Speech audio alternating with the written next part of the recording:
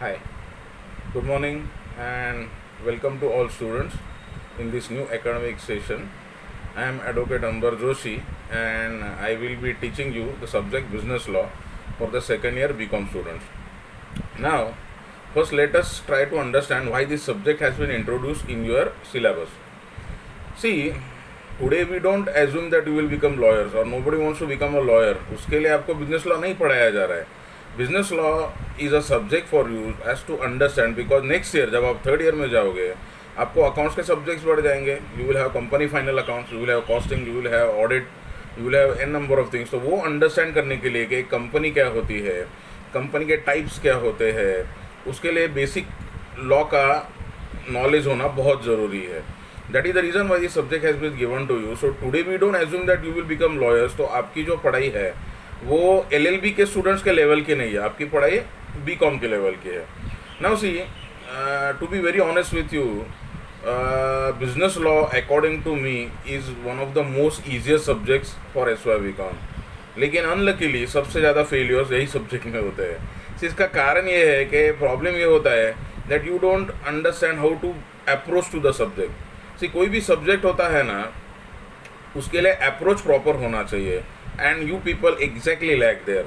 Approach में क्या करना चाहिए, जैसे आपके सिंपल एग्जांपल है, आपके थाली में खाना आ गया तो पूरी चपाती एक साथ खा लोगे, चपाती राइस दाल सब एक ही साथ खा लोगे या एक एक करके एक एक निवाला खाओगे, प्रत्येक घास वेगवेगळा खाल ना. लॉमध्ये पण तसंच आहे. प्रत्येक गोष्ट हर एक चीज़ आपको अच्छे से समझना है, उसको डाइजेस्ट करना है and then you can reproduce it. No issues about that. लेकिन फिर प्रॉब्लम क्या होता है, आप लोग सीधा पढ़ाई करने बैठते हो एग्जाम के पहले and you try to mug up और बाद में आप सब भूल जाते हो and then you will say oh my god law कितना बोरिंग सब्जेक्ट है. Actually what is law according to you, tell me. थोड़ा सा दिमाग पे जोर डालो, थोड़ा मेंटॉस का गोली होता है ना वो खाओ and try to recharge your brain कि भाई लॉ क्या होता है. Law is nothing but rules of behaviour, जो प्रॉपर बिहेवियर है. जैसे क्लासरूम में आपका जैसा होता है ना, चलो दो दोस्त है तो अब हम लोग एक दोस्त को ज़्यादा पसंद करते हैं क्योंकि उसका बिहेवियर अच्छा होता है, दूसरे दोस्त को पसंद नहीं करते क्योंकि उसका बिहेवियर अच्छा नहीं होता है. व्हाट इज़ दिस, दैट उसका बिहेवियर सोशली एक्सेप्टेबल नहीं है. तो सर्टन सोशली एक्सेप्टेबल नॉर्म्स, अभी समझो कोई बैठा हुआ है, आके मैं किसी के कान के नीचे टन करके बजाऊँ, मज़ा आएगा उसको, दूसरों को हंसी आएगी. कोई गिरेगा तो उसको उठाने दो, एक या दो ही लोग जाते हैं लेकिन हंसते 100 लोग हैं. सी, दिस इज़ ह्यूमन टेंडेंसी. तो इसमें कैसा है कि अगर कोई किसी को मार के जाएगा तो चलेगा नहीं, तो कोई मुझे मारना नहीं चाहिए.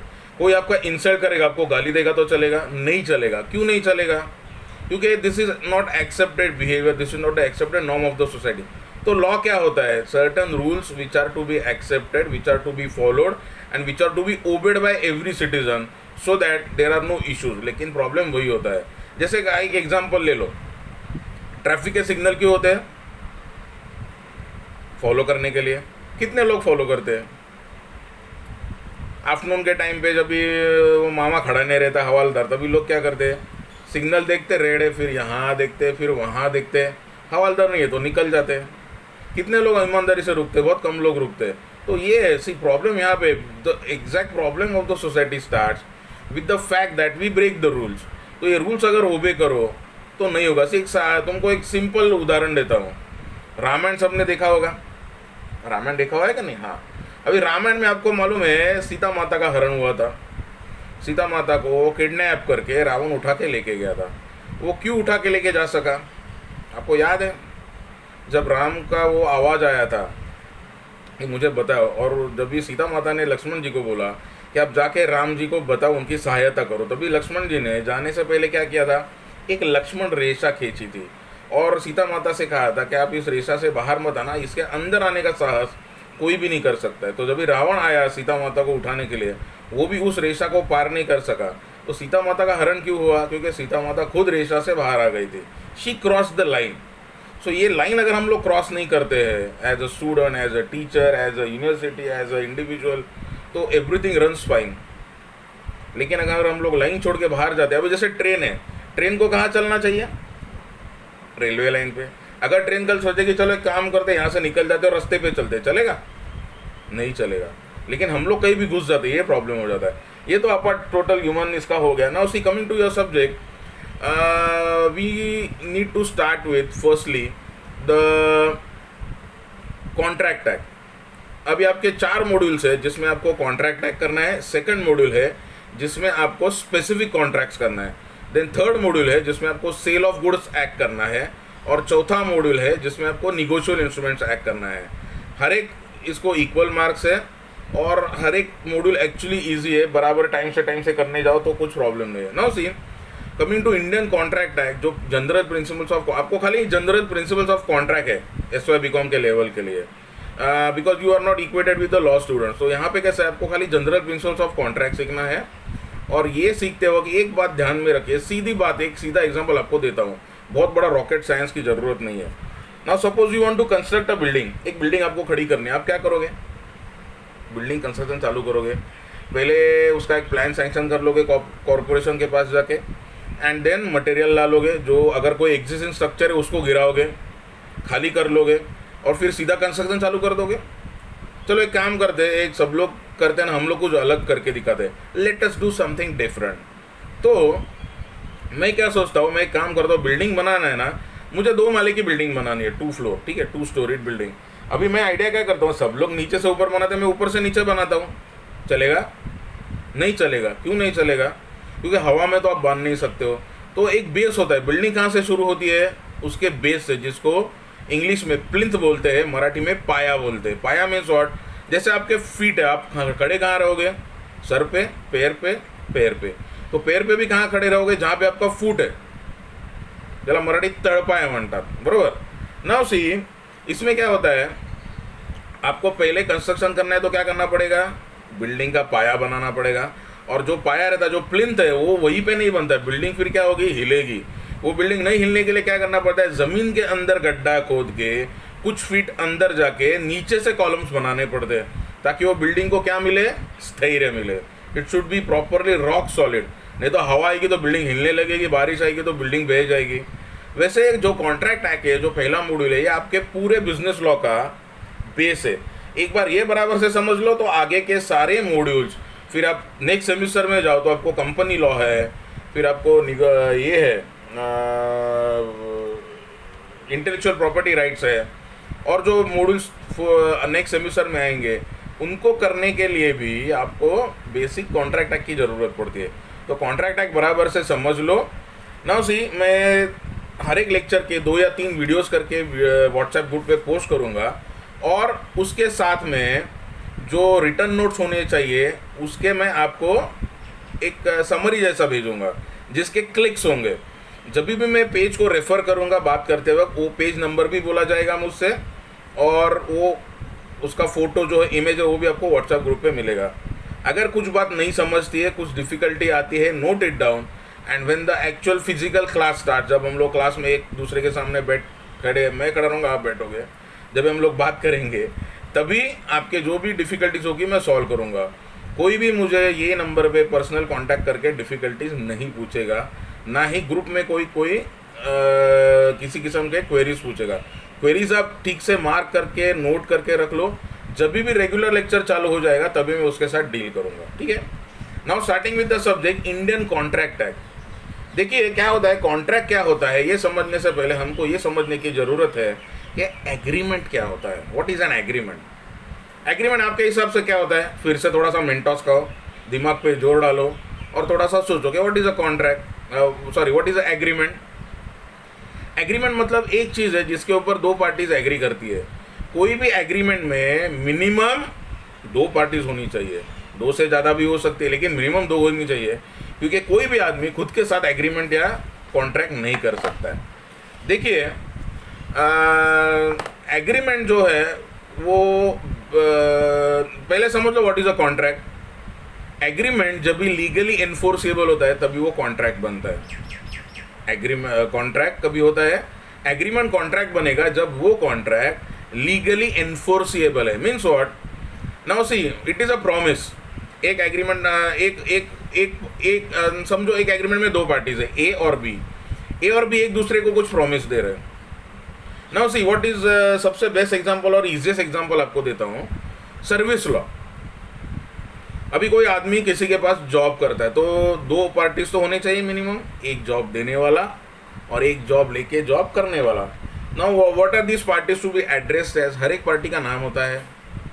तो जो जॉब देता है वो कौन होता है? Right, employer. और जो जॉब लेता है या जॉब एक्सेप्ट करता है और जॉब करता है वो कौन है? एम्प्लॉय। अभी देखो दोनों का प्रोमिसेस देख लो। एम्प्लॉयर एम्प्लॉय को क्या प्रॉमिस दे रहा है कि हाँ भाई तुम मेरे पास जॉब करो, तुमको ये काम करना है, इसके बदले में तुमको ये चीज़ें दूंगा। So this is the promise of the employer. Now what is the right of a employer? See, agreement में कोई भी राइट को कॉरस्पॉन्डिंग ड्यूटी होती है। अभी दो पार्टीज है, ए और बी। ए है एम्प्लॉयर और बी है एम्प्लॉय। अभी ए का राइट क्या है? ए का ड्यूटी क्या है कि मैं तुमको काम दूंगा, तुमको पैसे दूंगा, तुम्हारी देखभाल करूंगा। अभी इसके बदले में, ये मेरा ड्यूटी है, इसके बदले में मेरा राइट क्या है? दैट बी जो है, जो पार्टी एम्प्लॉय है, उसने क्या करना चाहिए? मेरे लिए काम करना चाहिए। जो मैं बोलूँगा, जो मैं रूल्स बना के दूंगा वो हिसाब से काम करना चाहिए। टाइमिंग्स, डिसिप्लिन, ये सब चीज़ें he has to adhere to, he has to follow. Now see, ये हो गया एम्प्लॉयर का। एम्प्लॉय का, नाउ सी, एम्प्लॉय का राइट क्या है? दैट जो भी काम वो करेगा उसके बदले में उसको क्या मिलना चाहिए? पैसे मिलने चाहिए, जिसको कॉन्ट्रैक्ट के लैंग्वेज में आगे जाके हम लोग मोर डिटेल में बात करेंगे। कुछ भी चीज़ है जो उसका आपको रिटर्न में मिलती है, त्याला मराठीमध्ये काय म्हणतात माहिती आहे? मोबदला। इसके बदले में मुझे क्या मिलेगा? कोई भी चीज़, कोई भी एग्रीमेंट, कोई भी कॉन्ट्रैक्ट, कोई भी काम, कोई भी पार्टी बदले के लिए करती है की मुझे रिटर्न में क्या मिलेगा, what will I get in return, त्याला मराठीत मोबदला म्हणतात। की मी एखादं काम तुमच्यासाठी करतो, मला रिटर्नमध्ये काय मिळेल, मला त्याचा मोबदला काय मिळेल। नाउ सी, हमने एम्प्लॉयर का डिस्कस किया, नाउ एम्प्लॉय का डिस्कस करते हैं। एम्प्लॉय का राइट क्या है? कि उसको काम मिलना चाहिए, उसको पैसे मिलने चाहिए, लेकिन उसकी भी ड्यूटी है जो एम्प्लॉयर का राइट है। अभी देखो एम्प्लॉय का ड्यूटी क्या है कि एम्प्लॉय को क्या करना चाहिए? काम करना चाहिए, और तभी उसको पैसे मिलेंगे। So A as a employer, उसका राइट क्या है? That B should work for me, I will pay you money. And what is the right of B? That I will work for A and I should be paid money. तो एक का right दूसरे का liability बन गया, और दूसरे का लाइबिलिटी मेरा राइट बन गया। ये तो थोड़ा सा कंसेप्ट समझ लो, बाद में क्लियर हो जाएगा। Now see, going to that, contract जो है वो हम लोग बाद में देखेंगे कॉन्ट्रैक्ट होता है। पहले ये समझना चाहिए कि एग्रीमेंट क्या है, क्योंकि कॉन्ट्रैक्ट है या नहीं ये तो बाद में का बात है, पहले वो एग्रीमेंट है या नहीं वो सवाल है। अगर एग्रीमेंट है तो ही कॉन्ट्रैक्ट बनेगा। So let me put it in other ways, that every contract is an agreement, but not vice versa. Every agreement is not necessarily a contract. Agreement contract कभी बनेगा? Only in case that agreement is enforceable by law. Now see, यही example को आगे ले लो। ए ने B को काम पे रख लिया, एम्प्लॉयर एम्प्लॉय का रिलेशनशिप हो गया, सर्विस एग्रीमेंट हो गया, टर्म्स ऑफ सर्विस साइन हो गया कि मैं तुमको बाबा चलो 10,000 रुपये सैलरी दूंगा, तुमको ये काम करना है। अभी समझो जो एम्प्लॉय है वो काम पे आएगा या नहीं? जब भी मन में आएगा तभी आएगा, इरेग्युलरली आएगा। जो भी उसको काम दिया गया है, जो लिस्ट ऑफ ड्यूटीज़ है वो बराबर से फॉलो नहीं करेगा, बराबर से कंप्लाई नहीं करेगा, तो क्या होना चाहिए आगे? Should the employer pay him like that only, कि चलो मैंने प्रॉमिस किया था ना कि तुमको सैलरी दूंगा, तो चलो सैलरी दे देता हूँ। ऐसे होगा? नहीं होगा। एम्प्लॉयर क्या बोलेगा? तुमने मेरा काम किया नहीं ठीक से, मैं तुमको सैलरी नहीं दूंगा। चलो इस एग्जाम्पल को ट्विस्ट कर लेते हैं। एम्प्लॉय बराबर से काम करता है, रेगुलरली आता है, ये करता है, लेकिन 1 तारीख होती है, 2 तारीख होती है, वो भी कॉन्ट्रैक्ट में साइन होता है कि आपकी सैलरी किस तारीख को होगी। 5 तारीख तक सैलरी हो जानी चाहिए, आज 10 तारीख हो गई फिर भी मेरी सैलरी नहीं हुई है। तो do I have any rights in law as an employ? Yes, I do have a right. I can sue, मैं अपने मालिक से तकादा लगा सकता हूँ, अरे भाई मेरे पैसे का क्या हुआ। अगर वो नहीं देता है तो उसके ऊपर कोर्ट में जाके केस भी कर सकता हूँ। So there are certain rights and liabilities of every party, कि जिसको वो एग्रीमेंट एक दूसरे से फॉलो करना है, रिस्पेक्ट करना है, वो बराबर से उसका पूर्ति करना है। अगर वो नहीं होता है, in that case any of the parties एक दूसरे के खिलाफ उनको राइट होता है कि कोर्ट में जा सके। तो ऐसे जो राइट जो कोर्ट में जा सकते हो वही कॉन्ट्रैक्ट होता है। एग्रीमेंट तो हम लोग डे इन डे आउट करते हैं, हमको मालूम भी नहीं पड़ता है कि हम लोग कितनी बार एग्रीमेंट में एंटर करते हैं। सी, तुमको कुछ ले एग्जांपल्स देता हूँ जो आपने अभी तक कभी सोचा भी नहीं होगा इस एंगल से कि ये भी एग्रीमेंट है। सी, आप मार्केट में जाते हो भाजी लाने के लिए, अभी आप पूछते हो ना, ए भैया कांदा कैसे दिया, ये भैया बटाटा कैसे दिया, ककड़ी कैसे दिया, ये कैसा दिया, फलाना कैसे दिया, ढमका कैसे दिया।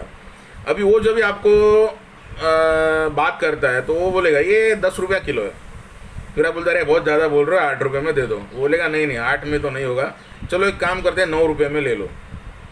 चलो 9 रुपया क्या हो गया, फिक्स हो गया कि प्राइस देनी है।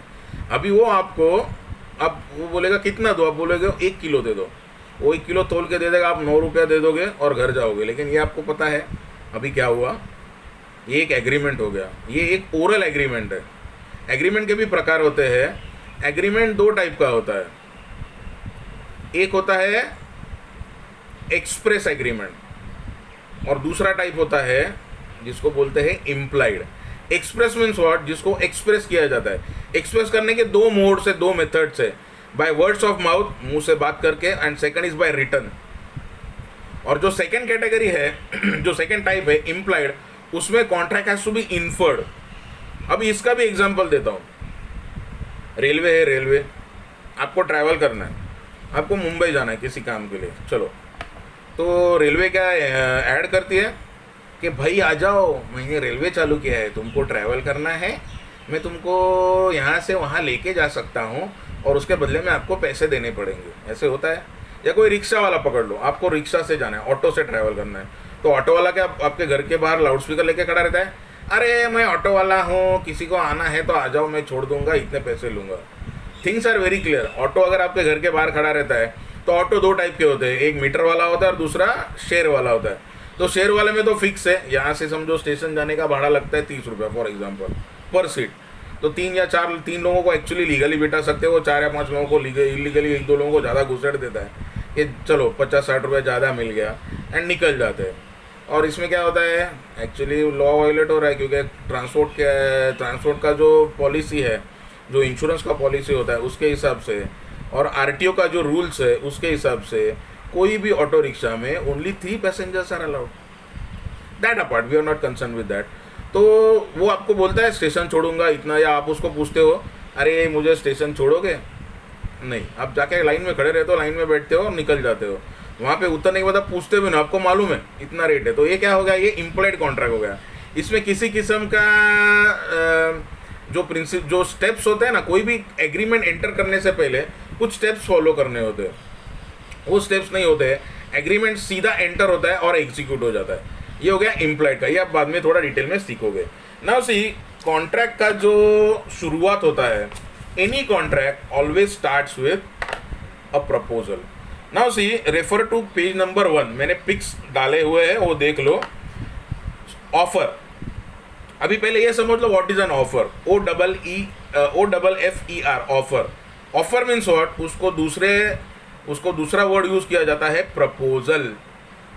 प्रपोजल क्या होता है, आपको लॉ का प्रपोजल मालूम नहीं, लेकिन जनरल लाइफ का प्रपोजल मालूम है, डोंट टेल मी। अभी मैं ये एग्जांपल दूंगा तो सब लोग हंसेंगे। सी, आप लोग जवानी में हो, छोटे उम्र के हो, और ये उम्र ऐसी होती है जहाँ पे एक दूसरे की तरफ अट्रैक्शन हो जाता है, फिजिकल होता है, मेंटल होता है, जिसको हम लोग बोलते हैं ना, अरे मला तिच्यावर लव झालं, बोलते हो कि नहीं, होता है कि नहीं होता है। मैं भी उस उम्र में रहा हूँ यार, तो ऐसे होता ना, अरे ती पोरगी मला लय आवडते यार, किंवा मुलींना पण असतं, याला तो पोरगा लय भारी आहे यार, कसला छावा दिसतो, मला तो लय आवडतो। आता ते त्याच्यात माहिती आहे काय असतं मुलांचं, मुलीला प्रपोज करणार म्हणजे काय करणार, मुलीला काय करतात, विचारणार ना, अरे तुला मी आवडतो का। आता यावेळेस डायरेक्ट कोण लग्नाचं विचारत नाही, कोई शादी का अभिनय होता है, लेकिन जनरली शुरू कैसे होता है नाटक कि मैं तुमको बहुत पसंद करता हूँ, क्या तुम्हें मैं पसंद हूँ। तो एक किस्म का प्रपोजल ही है। तो प्रपोजल यहाँ से शुरू होता है। ओनली सी क्या होता है, ये तो जनरल एग्रीमेंट हो गया। ये कॉन्ट्रैक्ट कभी बनेगा जब भी प्रपोजल देने के पीछे there is an intention to create a legal right, to create a legal relationship. उसका एग्जाम्पल देता हूँ, एम्प्लॉयर एम्प्लॉय का तो मैंने अभी दिया। मेरे पास एक फ्लैट है जो मुझे बेचना है, तो अगर मैं फ्लैट बेच रहा हूँ तो मैं क्या बन गया, सेलर। और अगर आप वो फ्लैट खरीद रहे हो तो आप क्या बन गए, बायर। सी, ये होते हैं डॉक्टर पेशेंट, वकील क्लाइंट, ये अलग अलग रिलेशनशिप बन गए। तो मैं कुछ सर्विस दे रहा हूँ, कुछ बेच रहा हूँ, सामने वाला कुछ खरीद रहा है, इसमें हम लोग लीगल रिलेशनशिप क्रिएट कर रहे हैं। अब ये जो मैंने जनरल प्रपोजल का एग्जांपल दिया वो भी लीगल हो सकता है। कभी लीगल होगा जब भी शादी हो जाएगी, तो जब भी प्रॉपर कानून से कानूनन लीगली मैरिज हो जाएगा, उस वक्त पार्टीज के एक दूसरे के खिलाफ राइट्स बन गए, right as a husband, right as a wife, तो वो लीगल रिलेशनशिप बन गया। लेकिन जब तक आप खाली घूम फिर रहे हो, धमाल कर रहे हो, यहाँ पे जा रहे हो, या जिसके हम लोग बोलते हैं ना रिलेशनशिप, अभी एक नया कंसेप्ट आया है where the inter society, actually मेरे हिसाब से स्पॉइल हो रहा है, लेकिन ठीक है, you have to accept because it's a winds of change. Nowadays people are in a live-in relationship. What is a live-in relationship? पति पत्नी के जैसे रहते हैं, सब कुछ पति पत्नी जैसा ही होता है, खाली एक्चुअली पति पत्नी नहीं बनते। एक दूसरे को आजमा लेते हैं, ट्राई करते हैं, और फिर 1-2 साल में कंटाल जाते तो बोलते चल tata bye bye see you, तेरा मेरा नहीं जम रहा है, ये हो गया अपार्ट। तो इसमें क्या होता है, certain rights are created as a husband and wife, तो ये एक दूसरे के खिलाफ होते हैं। एंड एक्चुअली राइट्स का सवाल कभी होता है when you don't honour your part of that agreement. See agreement क्या है, इट इज़ अ प्रॉमिस। मैंने एक प्रॉमिस तुमको दिया है, तुमने एक प्रॉमिस मुझे दिया है, जो प्रॉमिस मैंने तुमसे पाया है उसके बदले में तुमको कुछ मैं दूंगा, और जो प्रॉमिस मैं तुमको दे रहा हूँ उसके बदले में मैं भी तुमसे कुछ चाहता हूँ। See it's a give and take. अगर हर एक पार्टी अपना प्रॉपर जो पार्ट है कॉन्ट्रैक्ट का, जो पार्ट है एग्रीमेंट का, वो बराबर से ऑनर करेंगे तो कुछ इशू होता ही नहीं है। इशू कभी होगा जब भी उसका वायलेशन होता है, वो बराबर से फॉलो नहीं होता है। Okay, now see sorry, starting with the first component of an agreement. कोई भी स्टेप पहले होता है। अभी जैसे एक आप एग्जांपल ले लो, आपको पढ़ाई करनी है, क्या करना पड़ेगा? जब भी आप बच्चे हो तो भी क्या किया था आपके माँ बाप ने? सीधा कॉलेज में डाल दिया? नहीं, क्या किया? पहले स्कूल में डाल दिया। स्कूल में डालने से पहले भी कहीं डाला था। कहाँ डाला था? प्री स्कूल में, मॉन्टेसरी, केजी, शिशु विहार, काही म्हणा त्याला। सो उसका एक जनरल मेथड है कि आपको कैसे जाना है। यू वांट टू पास, तो पहले केजी में जाना पड़ेगा, प्री स्कूल में, प्री स्कूल में से फिर स्कूल में आओगे, वो भी प्राइमरी स्कूल में, फिर प्राइमरी स्कूल में से पास आउट होकर आप 5th स्टैंडर्ड में जाओगे तो सेकेंडरी स्कूल बन जाएगा। फिर सेकेंडरी स्कूल में आपको कहाँ तक पढ़ना है? 10th तक पढ़ना है। तो आप 10th के बाद क्या बन जाओगे? एसएससी बन जाओगे। एसएससी के बाद में आप 12th को एडमिशन लोगे तो एचएससी बन जाओगे, फिर graduation and then post graduation. Of course now see, ये स्टेप्स हो गए, ये डिफरेंट स्टेप्स है। वैसे ही कॉन्ट्रैक्ट सीधा नहीं आता है। कॉन्ट्रैक्ट 2 टाइप के, मैंने क्या बताया, याद करो। कॉन्ट्रैक्ट 2 टाइप के होते हैं, एक एक्सप्रेस और दूसरा इम्प्लाइड। इम्प्लाइड सीधा फॉर्म में आता है, वो बाद में देखेंगे। फॉर द टाइमिंग उसको भूल जाओ। भूल जाओ में समझो मत, अभी भूल जाओ में नॉट भूल जाओ। For the timing we are discussing only express part. तो इसमें कैसे होता है, कोई भी चीज़, अभी जैसे शादी करनी है या एक लव अफेयर है, मुझे किसी को प्रपोज करना है, तो उसका पहला कंडीशन क्या होना चाहिए? अभी मैं लड़का हूँ, मैं आदमी हूँ, तो मुझे वो लड़की को जाके पूछना पड़ेगा। क्या पूछना पड़ेगा? कि मैं आपको पसंद करता हूँ और क्या आप मुझे पसंद करते हो? अगर आप मुझे पसंद करते हो तो मुझे आप में इंटरेस्ट है। अगर जवाब ना है तो बात उधर ही ख़त्म। अगर जवाब हाँ है तो आगे का सिलसिला, आगे का चक्कर, आगे का जिसको हम लोग रेगुलर लैंग्वेज में बोल सकते हैं लफड़ा, वो शुरू हो गया। सी कैसे होता है, तो एक इनिशियल स्टार्ट है, ये स्टार्टिंग पॉइंट है। वैसे कॉन्ट्रैक्ट एग्रीमेंट होता है, वो भी मैंने बताया। तो फिलहाल हम लोग एग्रीमेंट पढ़ रहे हैं। तो एग्रीमेंट का पहला स्टेप होता है प्रपोजल या offer. Offer is a starting point of contract. What is the definition of offer? ये पढ़ता हूँ, ये बुक में भी है, और जो मैं आपको नोट्स या जो भी पिक्चर्स भेज रहा हूँ उसमें भी ये है। Now this is the definition of an offer. When one person signifies to another his willingness to do or abstain from doing anything with a view to obtaining the assent means what? Consent, for obtaining the assent of that other to such act or abstinence. So proposal जो होता है ना भाई लोग, वो 2 किस्म का होता है, एक पॉजिटिव होता है और एक नेगेटिव होता है। ना उसी पॉजिटिव मीन्स व्हाट? कुछ चीज़ करना है, उसको पॉजिटिव एक्शन बोलते हैं। और नेगेटिव मीन्स व्हाट? एक फलाना चीज़ है वो नहीं करते। तो प्रपोजल 2 टाइप का हो सकता है, एक चीज़ करते बोल के भी हो सकता है और एक चीज़ नहीं करेंगे करके भी हो सकता है। So offer can be of 2 types, positive as well as negative. Again see, his willingness to do और abstain from doing anything. Willingness to do और abstain means what? Willingness means करते हैं एंड एब्सटेन मीन्स व्हाट? नहीं करते. So proposal can be of two types. Now see, proposal करने के लिए minimum एक पार्टी चाहिए सामने वाली. दो लोग हैं, ए है और बी है. ए ने बी को प्रपोजल भेजा तो ए होना चाहिए, बी भी होना चाहिए. ए प्रपोजल भेज रहा है तो बी कौन है? जिसको प्रपोजल मिल रहा है. सो इसमें दो पार्टीज हो गए. सो जो प्रपोजल दे रहा है, the party who gives a proposal, a party who sends an offer. Proposal and offer is one and the same thing. एक ही कॉइन के दो बाजू है.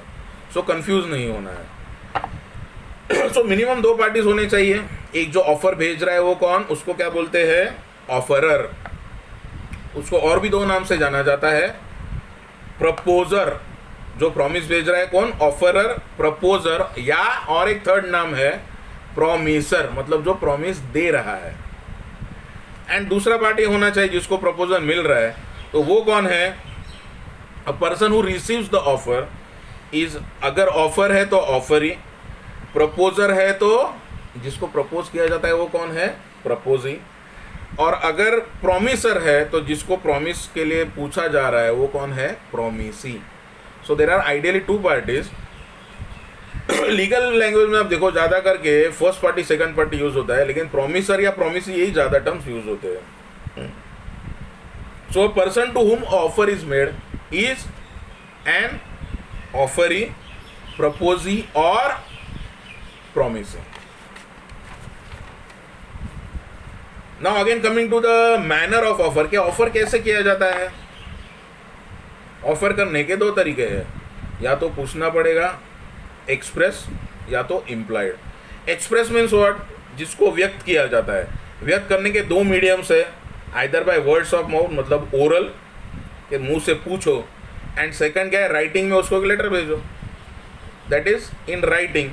सो दो टाइप के हो गए. Express offer is of two types, oral या राइटिंग. और दूसरा जो टाइप का था हम लोग बाद में देखेंगे, जो है इम्प्लाइड, जहाँ पे कॉन्ट्रैक्ट इन्फर करना पड़ता है. You have to infer from the circumstances. जो सिचुएशन है ना उससे हमको सोचना पड़ता है कि अरे ऐसे ऐसे होगा. वो बाद में देखेंगे क्योंकि अभी वो कंफ्यूजिंग हो जाएगा. Now for a moment going further, offer के भी टाइप्स होते हैं.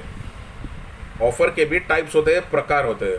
जैसे आदमी होता है ना, अरे ये ऊंचा है, ये नाटा है, ये दुबला है, ये पतला है, ये मोटा है, ये टकला है.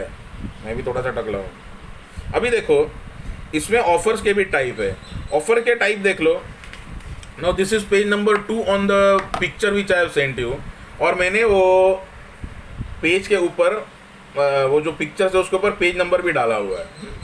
तो अभी देखो टाइम्स, काइंड्स या टाइप्स ऑफ ऑफर अगर एग्जाम में पूछा जाता है तो एक ही आंसर है, कंफ्यूज नहीं होना है.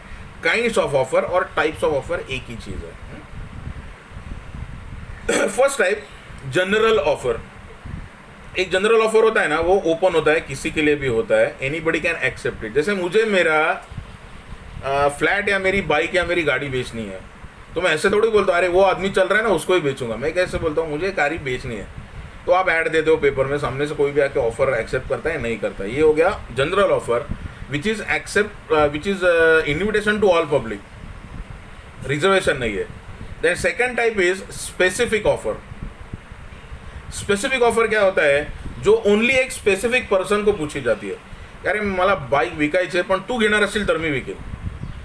मुझे फ्लैट बेचना है लेकिन मैं तुमको ही बेचूंगा. तो ये ऑफर पूरी दुनिया के लिए या पूरे पब्लिक के नहीं होती है, only for one specific person. So this is the specific offer.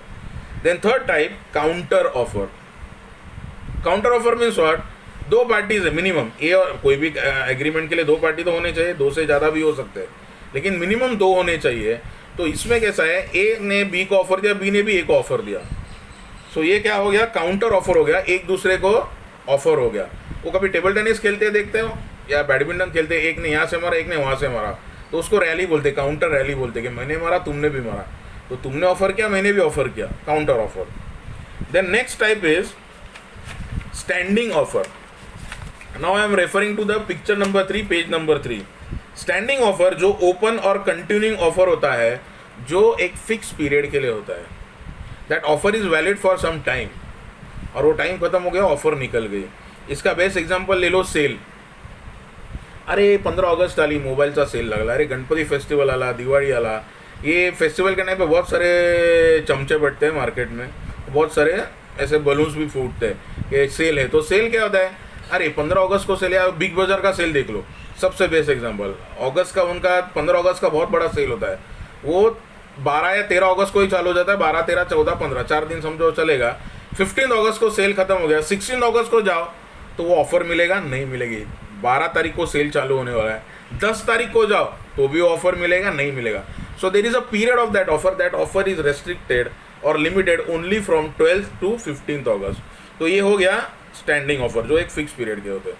अभी रूल्स ऑफ ऑफर जो है वो मैं नेक्स्ट लेक्चर में डील करूंगा। Okay, thank you.